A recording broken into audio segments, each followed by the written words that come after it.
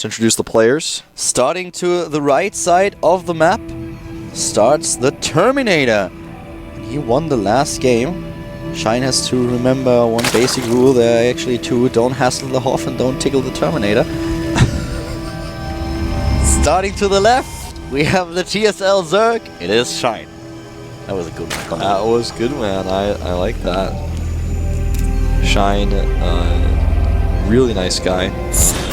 Great Zerg player, I think. Underappreciated, really. No pylon scout here. Shine is also really young, and he's definitely a bit underappreciated, also because he was not able to get into Co-S just yet. But he needs more experience, and you could see in the last game, every Protoss player that you talk to will tell you that Antigua is a horrible map for more pros to play as soon as it heads into the late game. The one chance that you have on Antigua, at least according to most Protoss players, is to take out your opponent early on with a very strong 2-base timing attack. 3 bases, this is something that most Protoss won't be too happy with or too comfortable with. Taking it is not easy. So Shine attacking at this point where he could have just set back. He could have just sit back and get those 4th and the 5th base, get all the gas, wait for his Broodlord tag, and then take out Terminator in the long game. But he was a bit too over-eager. It was almost like he had this idea stuck in his head, oh, my opponent is getting a 3rd base, I have to prevent it somehow, I have to take him down now. Yeah, we see a lot of Zerg players get this tunnel vision with that Infestor attack. A lot of the time, you see players go in there, dump all the energy without Infested Terrans, and really try to make that work.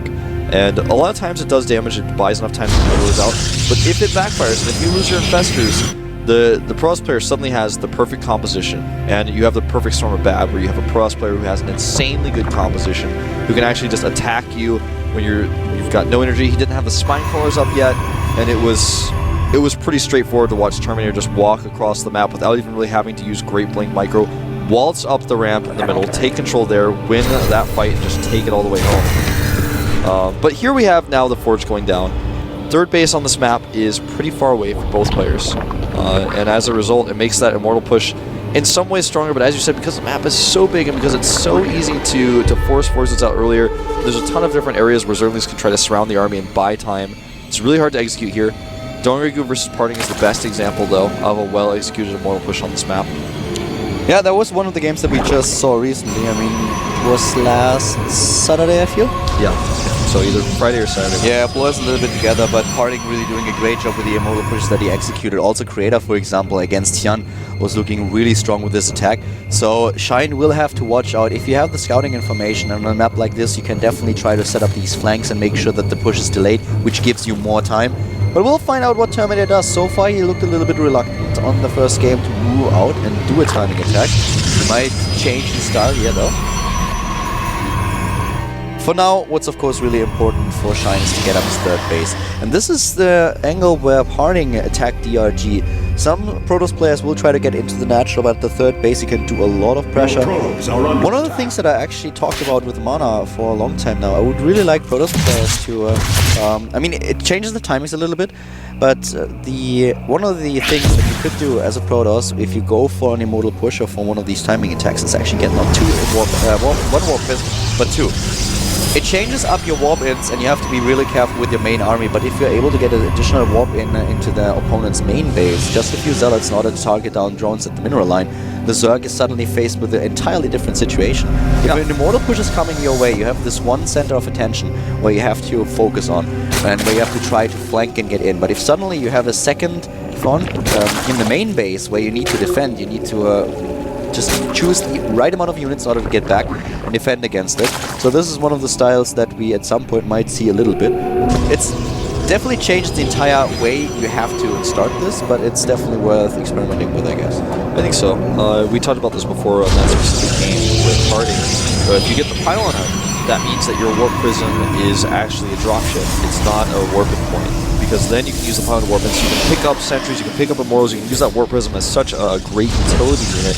But if you don't get the pylon up, you can't use the warp prism like that. You actually have to use it as a phase-in point, so it can't really fly. Yeah, if you have the warp-in point on top of your army, if your army is in a place where it's not really moving around that much, you can kind of use it to lift, and we have seen that in the past, but it's a lot harder. And if you had a second warp prism, you could also use it as such. If something is looking like you're not going to really do anything in the main, you use a second warp prism, pick more stuff up. That's definitely an idea I would like to see explored a little bit more. So we are going to see that attack starting to look like, especially if he adds armor in just a second with that torch. It's going to be 100%. With the gateways that he's building already, it's very likely that we are going to see this immortal attack on Abyssal City now. And on the other hand, of course, Shine needs to prepare. He's already heading towards Lair. Gives him the opportunity to not only get speed for the roaches, but also head into the infest attack. No +1 armor just yet. You don't have to do this with armor, but when it finishes later, it can be quite good. You know what we might also see? A lot of Protoss players mentioned that one of the problems that they have, or why they are reluctant to do immortal pushes these days, was after an ST used Mutalisk timing against the strategy. Funny as it is, most Zerg players did never repeat the strategy of ST. We've seen it sometimes, did it but once. not a lot. Yeah, but he did it once. You know, it's not like the counter. Exactly. The one counter that you have to the strategy. We saw it a couple of times, but it was not like, okay, well, he goes for an immortal push, I have to hit my Mutalisk timing now. But this is still something that we might see from Shine here. So he has all these options. Infestors are way more likely what we usually see, but on a map like this, it could be the Spire tech.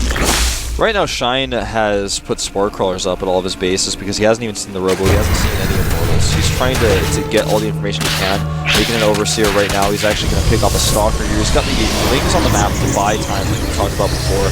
Here comes the War Prism. He's got 3 Immortals. Gotta make sure he doesn't wall that wrong. He wants to have a probe out here. He needs a probe out here. The 8 sentries now too. He lost one of his probes on the map, and I don't think with it he walled in, and I don't think he brought a probe out. I'm looking because this is actually really important. He does not have a probe on the map. I find the upgrade very interesting. We have armor coming up for him, and he might actually be able to get this out in time before the push really hits. If he didn't go for the armor upgrade, he could have had his infestation pit out a little bit earlier and get pathogen glands. This is a lot of gas that he invests, but he still has enough for potential infestors. So I'm really liking this upgrade. I'm not sure if he's able to get that out in time, but look, it kind of looks like it. Yeah, I think he will. I mean, he has to buy a little bit more time with this first wave of lanes, but he just needs about 40 more in-game seconds. I cannot stress enough how important it is that Terminator does not have a forward pylon with this. He has to use this War Prism for offense. Great trap here. Shine is not out of the woods. Making 3 Spine Crawlers right now. A great trap on these roaches. This is game-changing. Yes, this is perfect for Terminator here. He's doing such a great job with those force fields, taking down a lot of roaches. Now infestors are being built without having the glance upgrade. They won't have the energy for the infestor, for the funnel right away. He needs to get rid of these sentries, but he can't. There are so many force fields. Just look at it. The Spine Crawlers are going to go down in seconds without any support, and Shine is dying really quickly here.